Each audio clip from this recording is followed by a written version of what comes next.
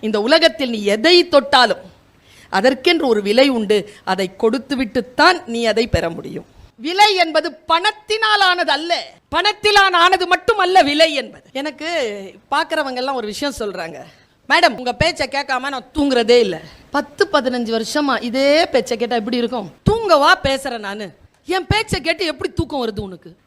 நம்முடைய ஜெயமோகன் சொல்லுவார், கொற்றவை நான் ஏன் எழுதினேன் என்ற முன்னுரையில் எழுதுவார், என் முன்னோனான இளங்கோ எங்கெல்லாம் மௌனம் சாதித்தானோ அந்த மௌனத்திலிருந்து நான் இந்த கதையை எடுத்தேன் என்று சொல்லுவார்.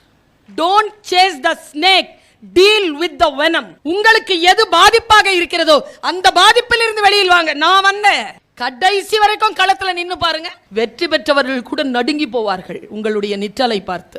நம்முடைய வாழ்க்கை நமக்கு சில வாய்ப்புகளை தருகிறது. அந்த வாய்ப்புகளை நாம் எப்படி புரிந்து கொள்வது என்பதுதான், அந்த புரிதல் தான் வெளிச்சம். விசை உறும் பந்தினை போல் உள்ளம் வேண்டியபடி செல்லும் உடல் கேட்டேன், நசையரு மனம் கேட்டேன், நித்தம் நவம் என சுடர் தரும் உயிர் கேட்டேன், அசைவரு மதி கேட்டேன், இதை அருள்வதில் உனக்கெதும் தடையுள்ளதோ, வல்லமைத்தாராயோ இந்த மாநிலம் பயனுற வாழ்வதற்கு. தெளிவுறவே அறிந்திடுதல், தெளிவு தர மொழிந்திடுதல், சிந்திப்பார்க்கே களிவளர உள்ளத்தில் ஆனந்த கனவு பல காட்டல், கண்ணீர் துளிவர உள்வுருக்குதல், இவையாவும் நீ அருளும் தொழில்களன்றோ எனும் மகாகவி சுப்பிரமணிய பாரதியின் சரஸ்வதி வணக்கத்தை முன்வைத்து 3வது முறையாக வெற்றிகரமாக பொதிகை புத்தக திருவிழாவை முன்னெடுத்திருக்கக்கூடிய மாவட்ட ஆட்சியர் உள்ளிட்ட அத்துணை பெருமக்களுக்கும் என்னுடைய வணக்கமும் நன்றியும் பாராட்டும் வாழ்த்தும். நம்மை செதுக்குகின்றவர்கள் மத்தியில் சிலரை பார்த்து இப்படித்தான் இருக்க வேண்டும் என்று நம்மை நாமே செதுக்கிக் கொள்வோமே, அப்படிப்பட்ட மனிதராக என்னுடைய வாழ்க்கையில் திகழ்ந்து வரும் பெருந்தகை நம்முடைய மேனாள் முதன்மை செயலர் ஐயா இறையன்பு அவர்கள், இங்கு மேடை ஏறி இருக்கக்கூடிய இளைஞர் திரு சுனில் கிருஷ்ணன், மேடையில் வீற்றிருக்கக்கூடிய பொறுப்பாளர்கள் பெருமக்கள், நிறைவாக கூடியிருக்கக்கூடிய தமிழ் உறவுகள், உங்கள் அத்துணை பேரையும் இந்த நல்ல நேரத்தில் வணங்கி மகிழ்கிறேன். ஒளியுறும் அறிவு என்பது எனக்கு அளிக்கப்பட்டிருக்கக்கூடிய தலைப்பு. யாருடைய உதடுகளில் ஒளிந்து கொண்டிருக்கக்கூடிய சொல் நம் வாழ்க்கையை மாற்றும் என்று நமக்கு தெரியாது. அது எந்த புத்தகத்திற்குள் ஒளிந்து கொண்டிருக்கிறது என்று கூட நமக்கு தெரியாது. அது எவ்வளவு சீக்கிரமாக நம்மை வந்து சேர்கிறதோ அவ்வளவு சீக்கிரமாக வாழ்க்கையில் மாற்றம் நிகழும். ஒரு பெரும் துயரம் என்ன தெரியுமா? இவ்வளவு தூரம் தேடி வந்தோம், அந்த சொல் நமக்காக காத்திருந்து நம்மிடத்தில் வருகின்ற பொழுது இதோ அந்த பக்கம் நின்று பேசிக் கொண்டிருக்கின்றவர்களைப் போல அவர்களுக்குள்ளாக பேசிக் கொண்டிருப்பார்கள். அப்போ என்ன ஆகும்? நம் வாழ்க்கையை மாற்றக்கூடிய சொல் நம்மை அடையாம அப்படியே கிளம்பி போயிரும். அது ஒரு சுத்திட்டு வரதுக்கு 30-40 வருஷம் ஆயிடும். எவ்வளவு சீக்கிரமாக ஒரு சொல் நமக்கானதாக இருந்து காத்திருந்து வருகிறதோ அவ்வளவு சீக்கிரமாக அதை பெற்றுக்கொள்ள வேண்டும். வாழ்க்கை நமக்கு வாய்ப்புகளை தருகிறது. வாய்ப்புகளை தருகின்ற பொழுது பல நேரங்களில் அந்த வாய்ப்புகளை நாம் சரியாக புரிந்து கொள்வதில்லை. வாய்ப்புகள் நமக்கு வந்து சேர்கின்ற பொழுது வாய்ப்புகளை பயன்படுத்திக் கொள்ளுவல் 2வது விஷயம்தான். முதலில் அந்த வாய்ப்புகளை நாம் புரிந்து கொள்கிறோமா? இந்த வாய்ப்புகள் தான் நமக்கானது என்று புரிந்து கொள்கிறோமா? அறிவு எல்லோரிடத்திலும் இருக்கிறது. அதில் வெளிச்சம் பாய்ச்சக்கூடிய, ஒளி ஊற்றக்கூடிய ஒரு சிறு காரியத்தை, ஒரு சிறு ரசவாதத்தை இந்த அரை மணித்தியாலும் நான் செய்ய போகிறேன். எல்லோரும் தான் வாசிக்கிறோம். எத்தனை பேருக்கு அந்த சொல் எந்த நிலையில் வந்து சேர்ந்திருக்கிறதோ அந்த சொல் அந்த நிலையில் நமக்கு புரிகிறது. நான் தினத்தந்தியை வாசிட்டு இருக்கேன். அதுல ஞாயிற்றுக்கிழமை இறையன்பு சார், எனக்கு அப்ப அவரெல்லாம் யாருன்னே தெரியாது. அவரை எனக்கு தெரியும், நான் யாருன்னு அவருக்கு தெரியாது. அவருடைய ஒரு சின்ன ஒரு மெசேஜ் நாம் படிச்சு 10, 12, 15 வருஷம் இருக்கும். இந்த வினாடி வரைக்கும் நான் நினைவில் கொள்கிறேன். நான் சந்திக்கக்கூடிய மாணவர்களிடத்தில் எல்லாம் அதை சொல்லிக் கொண்டிருக்கிறேன். அப்படி என்ன சொல் பாருங்க. அந்த சொல் இப்படி தொடங்குகிறது. ஒருவர் சிறைச்சாலையில் மரண தண்டனை விதிக்கப்பட்டு நடந்துகிட்டு இருக்க, அவருக்கு இன்னும் எப்படி மரண தண்டனை விதிப்பதோ அதற்கான விஷயங்கள் வந்து சேரல. 2 நாள் இருக்கு இன்னும் அவரை சாவடிக்கிறது. அவருக்கு என்ன தண்டனைனா விஷம் கொடுத்து அவங்கள சாகடிக்கணும். அதான் அவருக்கு கிடைச்ச தண்டனை. அவர் பேரு சொன்னா உங்க எல்லாருக்குமே தெரியும், சாக்ரட்டிஸ். சாக்ரட்டிஸ் யாருன்னு கேட்டா எல்லாரும் சொல்லுவோம் தத்துவவாதின்னு. என்ன தத்துவத்தை அவர் சொன்னார்னா யாருக்கும் தெரியாது. வை நாட் கேள்விகளை எழுப்பியவர் சாக்ரட்டிஸ், வேற ஒண்ணுமே கிடையாது. ஏன் இப்படி இருக்கிறது, ஏன் இப்படி இருக்கக்கூடாது, இது ரெண்டு தான் சாக்ரட்டிஸ். இதுக்கு ரொம்ப ஆழமான அறிவு இருக்கணும். ஏன் இப்படி இருக்கிறது என்று கேட்பதற்கும் ஏன் இப்படி இருக்கக்கூடாது என்று சொல்வதற்கும் ஆழமான தேடல் இருந்தால் மட்டும்தான், தத்துவ அறிவு இருந்தால் மட்டும்தான் அந்த கேள்வி வரும். அவருக்கு ஏன் அவர் நடந்து பழகினார்னா, அவருக்கு தெரியும் விஷம் கொடுத்து தான் சாவடிக்க போறாங்க. விஷம் கொடுத்த உடனே அவரை உட்கார விட மாட்டாங்க, அவர் நடந்துகிட்டே இருக்கணும். அதுக்கு அவர் 2 நாளைக்கு முன்னாலே பிராக்டிஸ் எடுக்கிறார், நடந்துகிட்டே இருக்கார். அப்போ அவருக்கு ஒரு இசை கேட்குதுங்க. அவர் நடந்துகிட்டே இருக்கும்போது பக்கத்துல யாரோ ஒருத்தரை பிடிச்சு போட்டிருக்காங்க கைதியா. அவர் ஒரு பாட்டை வாசிக்கிறார், ஒரு கருவியில வாசிக்கிறார். இவர் உடனே பரவசமா கேட்கிறார், தோழனே யார் அதை வாசிப்பது, மிக சிறப்பாக வாசிக்கிறாய். அவன் பெயரை சொல்லுகிறான். இவர் சொல்லுகிறார் தன் பெயரை. ஓ சாக்ரட்டிஸ், நீங்களா பக்கத்தில் இருக்கிறீர்கள்? ஆமாம். நீ வாசிக்கிறாயே அந்த பாட்டு எனக்கு தெரியும், ஆனால் ஏதோ ஒரு கருவியால் அதை வாசிக்கிறாய், அது என்ன கருவி என்று எனக்கு சொல்வாயா? அவன் சொல்லுகிறான், மவுத் ஆர்கன். உடனே சாக்ரட்டிஸ் சொன்னதுதான், இந்த 2 வரியை மிஸ் பண்ணிடாதீங்க. சாக்ரட்டிஸ் சொன்னதுதான், ஓ அப்படியா, என்னிடத்திலும் வீட்டில் இருக்கிறது, கற்றுக்கொள்ள வேண்டும் என்று நினைத்தேன், முடியாமல் போய்விட்டது, நீ எனக்கு கற்றுத்தருவாயா? சிரித்துக்கொண்டே அந்த கைதி சொன்னான், ஏ சாக்ரட்டிஸ், இன்னும் 2 நாட்களுக்குள் சாக போகிறாய், இதை தெரிந்து கொண்டு என்ன செய்ய போகிறாய்? சாக்ரட்டிஸ் தந்த பதில் என்ன தெரியுமா? அவன் சொன்னான், நான் சாகும்போது எனக்கு மௌத்தார்கன் வாசிக்க தெரியும் என்கின்ற ஒரு எண்ணம் போதாதா? அதற்காகவாவது நான் அதை கற்றுக்கொள்கிறேனே என்று சொன்ன அந்த சாக்ரட்டிஸினுடைய தகவலை எழுதி மக்களுக்கு பரப்பிய இறையன்பு இதோ உங்களுக்கு முன்னால் பொக்கிஷ பெட்டியாக உட்கார்ந்திருக்கிறார். இலக்கியத்தில் மேலாண்மைன்னு ஒரு புக்கு எழுதியிருக்கார். நான் அதை இவர் இல்லாத மேடைகளில், புத்தக கண்காட்சிகளில், திருவிழாக்களில் சொல்வது வழக்கம். இலக்கியத்தில் மேலாண்மை என்கின்ற அந்த புத்தகத்தை எழுதுவதற்கு ஒரு மனிதனுக்கு 50 ஆண்டுகள் அறிவு தேவைப்படும். மூளைக்குள் சுற்றுலா, ஒரு சுற்றுலா என்ற ஒரு புத்தகம், முடிந்தால் படித்து கடந்து விடுங்க. வைய தலைமை கொள்னு எழுதுறாருங்க ஒரு புத்தகத்தை. சாதாரணமாக சொல்லுகிறார், இன்றைய இளைஞர்கள் எல்லோரும் தெரிந்து கொள்ள வேண்டிய செய்தி என்ன தெரியுமா? நாம் படிக்கின்ற படிப்பும் செய்யக்கூடிய வேலையும் மிக முக்கியமானது, அதனால் தான் இந்த உலகத்திற்கு நாம் அறியப்படுகிறோம் என்று எழுதுகிறார். எழுத்து என்ன செய்கிறது நமக்கு? அவர் எழுதி விடுகிறார்.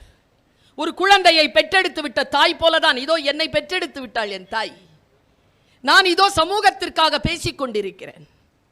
நான் தாயினுடைய சொத்தா, சமூகத்தினுடைய பொறுப்பா? சமூகத்தினுடைய பொறுப்பு தான். செய்திகள் வந்து விழும், அதை எப்படி இந்த சமூகத்திற்கு பொறுப்பானதாக மாற்றிக்கொள்ள வேண்டும் என்று நினைப்பதுதான் ஒளி உறும் அறிவு. திருக்குரானிலே ஒரு சொல் வருகிறது, knowledge is light from God. அறிவு என்பது இறைவனிடம் இருந்து வருகின்ற ஒளி என்று குரான் சொல்லுகிறது. அப்படி என்றால் ஒளி உருகின்ற அறிவு. ஆனால் பாரதியை வாசிக்கின்ற பொழுது எனக்கு ஒரு சிறிய சந்தேகம் வருகிறது. தெளிவுறவே அறிந்திடுதல் என்கிறான், அறிவில் தெளிவு வேண்டும் என்கிறான். அப்படி என்றால் அறிவிலே தெளிவு வேண்டும். எது தெளிவு? தெளிவான அறிவு யாரிடத்தில் இருக்கிறது? பாரதியினுடைய வார்த்தைகளில் சொல்கிறேன் நான். சொல்லுக்கு அவ்வளவு சக்தி உண்டு, அறிவுக்கு அவ்வளவு சக்தி உண்டு. கல்வி வேறு, அறிவு வேறு. கல்வி கற்றவன் எல்லாம் அறிவாளியா? வெளியிலிருந்து உட்செல்வது கல்வி, உள்ளிருந்து வெளிப்படுவது அறிவு. அப்படியே படிச்சதே சொல்லிட்டு இருந்தோம்னா அது அறிவு அல்ல. வெளியிலிருந்து வரக்கூடியது உனக்குள் ஏதோ ஒரு ரசவாதத்தை ஏற்படுத்தி உனக்குள் இருக்கக்கூடிய வெளிச்சத்தை இந்த உலகத்திற்கு தந்தால் அது அறிவு. பாருங்க, பாரதி எதை அறிவுங்கிறான் பாருங்களேன். ஆத்திச்சூடி இளம் பிறை அணிந்து மோனத்திருக்கும் முழு வெண் மேனியான் சிவன், கருநிறம் கொண்டு பார்க்கடல் மிசை கிடந்தோன் விஷ்ணு, மகமது நபிக்கு மறையருள் புரிந்தோன் அல்லாஹ், இயேசுவின் தந்தை யெகோவா என பல மதத்தினர் உணர்ந்தும் உணராமலும் பரவிடும் பரம்பொருள் ஒன்றே. அதன் இயல்பு ஒளி உறும் அறிவாம். அதன் நிலை கண்டார் அல்லலை அகற்றினார், அதன் நிலை வாழ்த்தி அமர வாழ்வு எய்துவோம். இது பாரதியின் கூற்று. இறைவனை ஒளி உறும் அறிவு என்கிறார். சமீபத்தில் ஒரு வெளியில போயிருந்தோம், சாப்பிட்றதுக்காக ஒரு இடத்துல உட்கார்ந்துருக்கோம். நான் ஒரு வார்த்தையை சொல்லி இந்த கருத்தை சொல்றேன். தேடி வந்தது வேறு எதுக்கோ இருக்கலாம், ஆனால் கிடைத்தது தேடி வந்ததை விட உயர்வானதாக இருக்கலாம். இதுதாங்க நாலேஜுக்கு இருக்கிற வாய்ப்பு. தேடி வந்தது நான் தேடி போனதை விட எனக்கு கிடைத்தது உயர்வானதாக இருந்தது. நாங்க சாப்பிட்டுட்டு இருக்கோம் 7 பேர். அந்த டைனிங் டேபிள்ல எனக்கு கிடைச்ச 2 வெளிச்சத்தை சொல்லிட்டு போறேன். அவரு என்ன அறிமுகப்படுத்தும் போது ஒரு வார்த்தை சொன்னார். என்னை வெற்றி பெற செய்தது, இந்த மேடையில் இன்றைக்கும் நான் நின்று கொண்டிருப்பது காரணம் என் 500 பரிசுகள் அல்ல, 500 வெற்றிகள் அல்ல, 1000 தோல்விகள்னு சொன்னார். கிடையாது, தப்பு தப்பு. இந்த சொல்லில் தான் இருக்கிறது சூட்சுமம். நான் இங்கே நிற்பதற்கு காரணம் 500 பரிசுகள் அல்ல, 1500 மேடைகள். அது தோல்வி அல்ல. அது எப்படி தோல்வியாகும்? நான் கலந்து கொண்டேனே, அது எனக்கு கொடுத்தது. எனக்கு என்ன முதல் பரிசு, 2ஆம் பரிசு, 3ஆம் பரிசு தானே கிடைக்கல. ஆனால் எனக்கு அந்த அனுபவம் கிடைச்சதில்ல. அது எப்படி சார் தோல்வியாகும்? கிடையாது. நான் பேசும்போதே இதை தெளிவாக தான் பேசுவேன். அவர் உட்கார்ந்துக்கிட்டு 2 விஷயம் சொல்றார். அந்த 2 விஷயத்தையும் உங்ககிட்ட சொல்லிட்டு போறேன். கொஞ்சம் கடினமான விஷயம் தான், புரிந்து கொண்டால் இன்றிலிருந்து வாழ்வின் நிலை வேறு விதமாக உங்களுக்கு மாறலாம். எனக்கு மாறியதை போல. இவனுக்கு என்ன செஞ்சிடணும், அவங்களுக்கு என்ன செய்யணும், இவங்களுக்கு என்ன செய்யணும், அவங்களுக்கு என்ன செய்யணுங்கிறதுனால தானே இதுவரைக்கும் இப்படி உழைச்சிக்கிட்டு இருக்கோம். அவன் என்ன நினைப்பானோ, அவளுக்கு ஏதாவது வாங்கி கொடுக்கணும், அவங்களுக்கு ஏதாவது செய்யணும், நான் ஏதாவது ஒன்று படிக்கணும். ஏன் படிக்கணும்னா நான் இவ்வளோ சம்பாதிக்கணும். நம் எல்லோருக்கும் எல்லாவற்றையும் வைத்துக்கொண்டு என்ன செய்வது என்று தெரிந்திருக்கிறது. நம் அனைவருக்கும் தெரியாமல் இருப்பது நம்மை வைத்துக்கொண்டு நாம் என்ன செய்வது என்பதுதான். இறையன்பு சார் உட்கார்ந்திருக்கார். அந்த மூளையையும் இந்த உடலையும், இயற்கை கொடுத்த உடலையும் வைத்துக்கொண்டு என்ன செய்வது என்று தெரிந்த காரணத்தினால் இன்றைக்கு உலகத்தில் பல நூல்களை தந்து, பல மேடைகளை கண்டு, பல நேரங்களில் உயர்ந்த பதவிகளையும் வகித்து உட்கார்ந்திருக்கார். நான் இளைஞர்களிடம் சொல்கிறேன், இந்த உலகத்தில் அற்புதமான வயதில் இருக்கிறீர்கள். அந்த வயதை வீணடிக்காமல் அதை வைத்துக்கொண்டு என்ன செய்வது என்பதிலே தெளிவுறுங்கள். பலருக்கு தெரிவதே இல்லை. ஒருத்தர் சொல்றார் 60 வயசு அவருக்கு, கேவலமா நடந்துக்கிட்டார். சார் 60 வயசில் இப்படி கேவலமாக நடந்துக்கிறீங்களே சொன்னார் பாருங்க பதில். ஆனால் அது உண்மைதான் சொன்னார். அவர் நேர்மையான மனுஷன். இந்த வயதில் எப்படி நடந்து கொள்வது என்று எனக்கு தெரியவில்லை. ஏனென்றால் இந்த வயதில் இதற்கு முன் நான் இருந்ததில்லை. எல்லாருக்கும் புதுசு தானே சார். ஆனால் அதை குற்றமற்றதாக வைத்துக் கொண்டிருப்பதற்காகத்தானே இந்த அலைச்சல்கள் எல்லாம், இந்த நிகழ்ச்சிகள் எல்லாம், இந்த திருவிழாக்கள் எல்லாம். பாருங்க, அவர் சொன்ன 2வது விஷயத்தை சொல்றேன். If you touch anything under the sky, it has its own price tag. அவர் என்ன சொல்றார்? இந்த உலகத்தில் நீ எதை தொட்டாலும் அதற்கென்று ஒரு விலை உண்டு. அதை கொடுத்து விட்டுத்தான் நீ அதை பெற முடியும். அது எதுவாக கூட இருக்கலாம், எதுவாகவும் இருக்கலாம். இந்த நிகழ்ச்சிக்கு வருவதாக கூட இருக்கலாம். எல்லாவற்றுக்கும் விலை என்பது பணத்தினால் ஆனது அல்ல. பணத்திலான ஆனது மட்டுமல்ல விலை என்பது. அதற்கு சரியான விலை கொடுக்க வேண்டும் என்று சொல்வார்கள். ஒரு விலை தராமல் எதுவும் நம் கைக்கு வராது என்கின்ற 2 சூட்சுமமான விஷயத்தை அவர் சொல்லிவிட்டு போனார். நான் இப்படி யோசித்து பார்க்கிறேன். பல நேரங்களில் நாம சின்ன சின்ன விஷயத்துக்கு மிஸ் பண்றோம். ஒரு கியூ நின்னுட்டு இருக்கு, 20 பேர் நிக்கிறாங்க கியூல. 3 மணி நேரமா கியூ நிக்குது. ஆனா நீங்க தான் ஃபர்ஸ்ட் ஆள். கவுண்டர் திறக்குது. ஒருத்தர் தலைவெறி கோலமா ஓடி வந்து, சார் சார் நான் வாங்கிக்கிறேன் சார், சார் என்ன விடுங்க சார் உங்ககிட்ட கெஞ்சுறார். நீங்க தான் ஃபர்ஸ்ட் ஆள். மகப்பேறு அடையக்கூடிய ஒரு பெண்ணுன்னு வச்சுக்கோங்க, ஒரு சின்ன குழந்தை கையில வச்சிருக்க ஒரு தாயின்னு வச்சுக்கோங்க, எது வேணாலும் வச்சுக்கோங்க. என்ன செய்வீங்க? அலோ பண்ணுவீங்களா? சரி, இப்போ அவங்க கவுண்டருக்கு போயிட்டாங்க. இப்போ நீங்க எங்க நிப்பீங்க? ஏற்கனவே ஒருத்தர் 2வது இடத்துல நிக்கிறாருல்ல, அவர் எங்க போறது? முடிவு உங்களது தானே. நல்லா தெரிஞ்சுக்கோங்க, கியூங்கிறது பாயிண்ட்ஸ். நீங்க ஒரு இடத்துல நிக்கிறீங்கன்னா அது மட்டும்தான் உங்களுக்கு சொந்தமானது. நீங்கள் முன்னாலோ பின்னாலோ போக முடியாது என்பதுதான் ரூல். நீங்க கொடுத்துட்டீங்கன்னா அந்த இடத்தை, அவன் உங்கள் இடத்தை கேட்கிறான். நீங்க கொடுத்துட்டீங்கன்னா 21வது ஆளா நீங்க வந்து நிக்கணுமே தவிர எந்த உரிமையும் உங்களுக்கு கிடையாது. 2வது நிலையில் உங்களை நீங்களே நகர்த்தி கொள்வதற்கு. பேசிக் சிவிக் சென்ஸ் நமக்கு பல நேரங்களில் அறம் செய்கிறோம் என்கின்ற பொருட்டிலே பிளாக் ஸ்பாட் வந்துருது, நமக்கு பிளைண்ட் ஸ்பாட் வந்துருது. இந்த பிளைண்ட் ஸ்பாட் இல்லாம நம்மளை பார்த்துக்கணும். 50 பேர் ஓட்ட பந்தயத்தில் ஓடிட்டு இருக்கிறோம். நீங்க முந்தி 2வது ஆளை தாண்டிட்டீங்க. இப்போ உங்க பொசிஷன் என்ன? ஃபர்ஸ்டா? ஃபர்ஸ்ட்னு சொன்னவங்க எல்லாம் ஃபெயிலு. ஏன்னா 2வது ஆளை தானே தாண்டி இருக்கீங்க. உங்களுக்கு முன்னால் ஒரு ஆள் ஓடிட்டு இருக்குல்ல. அறிவு இருக்கிறது, கொஞ்சம் அதில் ஒளி உறும் நிலை வர வேண்டும், அவ்வளவுதான். கொஞ்சம் அலர்ட். சரி, 50 பேர் ஓடிட்டு இருக்கிறீங்க, கடைசி ஆளை தாண்டிட்டீங்க. இப்போ உங்க பொசிஷன் என்ன சொல்லுங்க? 49 சொன்னதெல்லாம் வெயில். கடைசி ஆளை எப்படி தாண்டுவீங்க? கடைசி ஆளை தாண்ட முடியாதுயா. கடைசி ஆள் தானே, அதுக்கு பின்னால் தாண்டிங்கன்னா அது யாரு? அது ரேஸ்ல இல்லையே. கேட்கிற கேள்வி ரொம்ப வசீகரமா இருக்கும். அந்த வினாடியில் அது சரியாக தெரியும். அதனால் தான் ஆப்ரஹாம் லிங்கன் சொல்லுகிறான், வீட்டிற்கு போய் எந்த விஷயம் சொல்லப்பட்டாலும் அதை உங்கள் அறிவு என்கின்ற வடிகட்டியால் 2-3 முறை வடிகட்டி தெரிகிறது, நியாயமானது என்று புரிவதை மட்டும் உங்களுடைய வாழ்க்கையில் பின்பற்றுங்கள், மற்ற விஷயங்களை புறம் தள்ளுங்கள் என்று சொல்லுவார். பல நேரங்களில் நம்முடைய புத்தி நமக்கு மிகச்சரியாக இருக்குதுன்னு நாம நினைப்போம். அந்த நினைப்பு தான் நம்மளை பல நேரங்களில் கீழே போட்டு கொல்லும். அந்த மாதிரி ஒரு விஷயத்தை நான் சொல்கிறேன். எனக்கு பார்க்குறவங்கெல்லாம் ஒரு விஷயம் சொல்கிறாங்க, மேடம் உங்கள் பேச்சை கேட்காம நான் தூங்குறதே இல்லை. 10-15 வருஷமா இதே பேச்சை கேட்டால் எப்படி இருக்கும்? தூங்கவா பேசுகிறேன் நான்? என் பேச்சை கேட்டு எப்படி தூக்கம் வருது உனக்கு? ஒரு பொண்ணு எனக்கு ஒரு மெசேஜ் போட்டிருந்தா, your speeches R sleeping bills, இங்கிலீஷில் சொல்லுது. தூக்க மாத்திரைங்கிறா. நான் எப்படி தூக்க மாத்திரைன்ற எனக்கு புரியவே இல்லை. ஆனால் அவள் ஒரு விளக்கம் தந்திருந்தா, அப்போதான் புரிஞ்சுக்கிட்டேன். வார்த்தைகளுக்கு பின்னால் ஒரு அர்த்தம் இருக்கிறது. ஒரு சொல்லுக்கும் இன்னொரு சொல்லுக்கும் இடையிலே இருக்கக்கூடிய இடைவெளியில் ஒரு அர்த்தம் இருக்கிறது. ஒரு வரிக்கும் இன்னொரு வரிக்கும் இடைவெளியில் அர்த்தம் இருக்கிறது. நம்முடைய ஜெயமோகன் சொல்லுவார், கொற்றவை நான் ஏன் எழுதினேன் என்ற முன்னுரையில் எழுதுவார். என் முன்னோனான இளங்கோ எங்கெல்லாம் மௌனம் சாதித்தானோ அந்த மௌனத்திலிருந்து நான் இந்த கதையை எடுத்தேன் என்று சொல்லுவார். சில இடங்களில் உள்ளுக்குள்ள மௌனம் மாதிரி தெரியும், வெற்றிடம் மாதிரி தெரியும், ஆனால் அது பொருள் நிறைந்தது. நான் ஒரு கூட்டத்தில் பேசிக்கிட்டு இருக்கேன், மேடம் உங்கள் பேச்சுனா என் வைஃபுக்கு ரொம்ப பிடிக்கும் மேடம், அந்த பேச்சை கேட்காம அவள் தூங்குறதே இல்லை மேடம். மறுபடியும் தூக்கம்.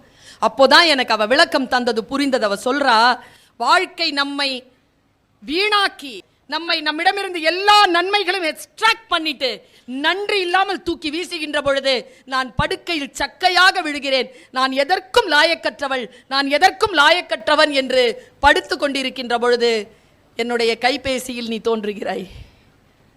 இந்த உலகம் அழகானது, நீ விவேகமானவன், உனக்காகத்தான் இந்த சூரியன் நாளைக்கு உதிக்கப் போகிறது. உன்னை புரிந்து கொள்ளாதவர்களை புறம் தள்ளிவிட்டு தோற்காமல் வாழ்க்கையில் முன்னேறி என்று நீ சொல்லுகின்ற பொழுது எனக்குள் ஒரு சிறிய நம்பிக்கை வருகிறது. என் மனம் குழப்பத்தில் இருந்து அமைதி காண்கிறது. அமைதி காணுகின்ற பொழுது மென்மையாக என்னை உறக்கம் தழுவுகிறது. அப்படி என்றால் உன்னுடைய பேச்சு என்பது ஸ்லீப்பிங் பில்ஸ் தானே என்று அவள் கேட்கிறாள். சொற்கள் நம்மை அமைதியுறச் செய்ய வேண்டும், அடுத்த கட்டத்திற்கு நம்மை தயார் செய்ய வேண்டும். பாருங்க, உங்களை அடுத்த கட்டத்திற்கு தயார் செய்கின்ற உங்களுக்கு இருக்கக்கூடிய அறிவிற்குள் ஒரே ஒரு வெளிச்சத்தை மட்டும் பாய்ச்சுகிறேன். ஒரு மீட்டிங் இப்படி தான் பேசியிருக்கேன். பேசிட்டு பேக் ஸ்டேஜ் ஒரு 45 வயது பெண் இருப்பாள். சரியான பணக்காரியா இருப்பா போல இருக்கு. அவளுடைய அட்டையர் அப்படி இருக்கு. அவளுடைய நகைகள், அவ போட்டிருக்க, அவ கையில் வச்சிருக்கிற கீடெக்கெல்லாம் ரொம்ப உயர்ந்தது. அவ அழுறா, என் கையை பிடிச்சி தேங்க்ஸ் தேங்க்ஸ்னு அழுறா. திருப்பி திருப்பி சொல்றா, 8 ஆண்டுகளாக கவலைப்பட்டு கொண்டிருந்தேன், 8 ஆண்டுகளாக சிறையில் இருந்தேன், என்னை மீட்டெடுத்தது உங்களுடைய பேச்சு, என்னை சொல்லிக்கிட்டே இருக்கா. நான் பாட்டுக்கு எல்லாரையும் விட்டுட்டு அவளை கூப்பிட்டேன் போய் கார்கிட்ட. 10-15 பாயிண்ட் பேசினேன். எந்த பாயிண்ட்டு உனக்கு பிடிச்சதுன்னு சொல்லு. மக்கள்கிட்ட சொல்லலாம்ல அதை. அவளுக்கு ஓடு உடைஞ்ச மாதிரி கேட்கின்றவர் யாருக்கேனும் ஓடு உடையலாம் இல்லையா? அவள் சொன்னாங்க, நான் என்ன சொன்னேன்றத பாதிப்படைஞ்சவங்களுக்கு விடுதலையாக இருக்கும். ஒரு காட்டு வழி, ஒருத்தர் நடந்து போய்கிட்டே இருக்கிறான். ஒரு பாம்பு புத்து, அதுல இருந்து ஒரு பாம்பு வருது வெளியில். ஐயோ, இது பாம்பு இருக்கிற வழி, நம்ம வேற வழியில் போவோன்ட்டு வேற வழிக்கு போகிறான். அந்த பாம்புக்கு பேரே அரவம். அது எங்கே சத்தம் கேட்டாலும் போயிடும். நேராக அது போய் அவன் போன பாதைக்கு போய் கரெக்டாக அவன் காலில் கொத்திருச்சு. நாம் அந்த வழிக்கே போகாமல் நம்ம வழிக்கு நம்ம கொத்தனவங்க இருக்காங்க தானே, நம்மளை கொத்தனவங்க வாழ்க்கையில் இருக்காங்க தானே. பாம்புங்கிறது இங்கே பாம்பு இல்லை, சரியா? இப்போ அவனுக்கு 2 ஆப்ஷன். ஒன்று, பாம்பை போய் கேட்கலாம், நியாயமா உன் வழிக்கா நான் வந்தேன், என்னை ஏன் துரோகம் பண்ண, என்னை ஏன் கொத்துன, நான் இப்போ இருக்கிறதா சாவுறதா, உன் விஷயம் என்ன பண்ணும் தெரியுமா உனக்கு என்று பாம்பிடம் நியாயம் கேட்கலாம். இல்லை என்றால் கொத்தப்பட்டு விட்டோம், விஷம் ஏறிக்கொண்டிருக்கிறது, விஷத்தை குறைப்பதற்கும் விஷத்தை முறிப்பதற்கும் மருந்து தேடலாம். பல நேரங்களில் நாம் கொத்திய பாம்பை பின்பற்றி கொண்டு போய் நியாயம் கேட்டுக்கொண்டிருக்கிறோமே தவிர கொத்தப்பட்ட விஷத்தை யாரும் முறிவிற்காக தேடுவதே இல்லை. Don't chase the snake, deal with the venom. உங்களுக்கு எது பாதிப்பாக இருக்கிறதோ அந்த பாதிப்பில் இருந்து வெளியில் வாங்க. நான் வந்தேன், கொத்தப்பட்ட பொழுதெல்லாம் நிமிர்ந்து நின்று கொத்திய பாம்பிற்குள் போகாமல், பாம்பிற்கு பின்னால் போகாமல், கொத்தப்பட்ட விஷத்தை முறித்து இதோ நிற்கிறேன். பல நேரங்களில் எப்படியெல்லாம் நம்முடைய வாழ்க்கை நம்மை சுற்றி போடும் என்று நமக்கு தெரியாது. அதனால் தான் என்னை அறிமுகப்படுத்தியவர் சொன்னார், வீழ்வதல்ல தோல்வி, களத்தை விட்டு நீங்குவதுதான் தோல்வி. கடைசி வரைக்கும் களத்துல நின்னு பாருங்க, வெற்றி பெற்றவர்கள் கூட நடுங்கி போவார்கள் உங்களுடைய நிற்றலை பார்த்து. தோற்றான் போல் நின்றான் பாண்டியன் என்கின்ற முத்தொள்ளாயிரத்தை படித்து வந்தவள் நான். யோசித்து பார்த்தால் நம்முடைய வாழ்க்கை நமக்கு சில வாய்ப்புகளை தருகிறது. அந்த வாய்ப்புகளை நாம் எப்படி புரிந்து கொள்வது என்பதுதான், அந்த புரிதல் தான் வெளிச்சம். திருக்குறானிலே ஒரு வார்த்தை இருக்கிறது, பொறாமைப்படுகின்றவனுக்கு இந்த உலகத்திலும் நிம்மதி கிடையாது, இறந்து போய் அடைகின்ற அந்த உலகத்திலும் நிம்மதி கிடையாது என்று பேசுகிறார். நான் ஒரு விஷயம் சொல்றேன், மனதை இலகுவாகவும் அன்பாகவும் வைத்திருத்தல் என்பது மாபெரும் புத்திசாலித்தனம். இந்த புத்தி எத்தனை பேருக்கு இருக்கு? ஓஷோ சொல்கிறார், நுண்ணறிவாளர்கள் சூழ்ச்சி செய்வதில்லை, சூழ்ச்சி செய்வதற்கு நுண்ணறிவு தேவையில்லை, முட்டாள்களே சூழ்ச்சி செய்கிறார்கள், புத்திசாலித்தனமே போதுமானது.